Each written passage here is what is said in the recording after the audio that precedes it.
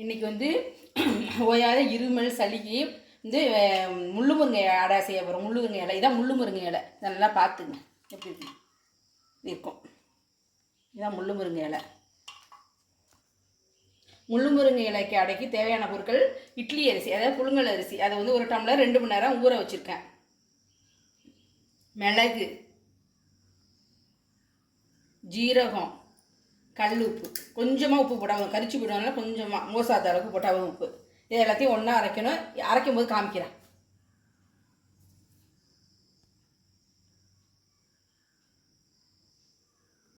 இந்த இலையெல்லாம் நரம்பெல்லாம் எடுத்துகிட்டு இந்த மாதிரி நல்லா சுத்தமாக கழுவி வச்சுருக்கேன். உப்பு,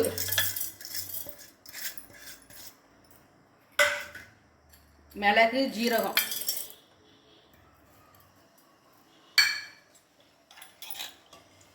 ஊற வச்ச அரிசி,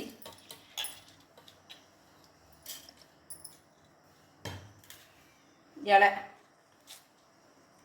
நல்லா கிள்ளி பிச்சு பிச்சு போட்டுங்க. நல்லா அரை விடும். கொஞ்சமாக தண்ணி.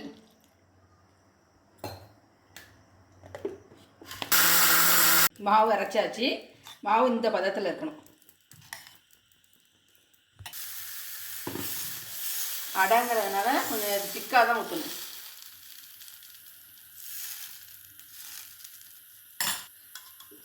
முள்ளு முருங்கை அடைக்கு நல்லெண்ணெய் தான் ஊற்றணும். அதான் இருமல் சளிக்கு நல்லது.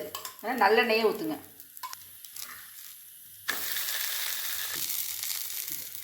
நல்லா செவந்து வந்துருச்சு. எடுத்துட வேணாம். இங்கே தான் முள்ளு முருங்கை அடை ரெடி. இது இருமல் சளி எல்லாத்துக்கும் நல்லது. இதை செஞ்சு பாருங்கள். குழந்தைங்களுக்கும் கொடுக்கலாம். ரொம்ப நல்லா டேஸ்ட்டாகவும் இருக்கும், உடம்புக்கும் நல்லது.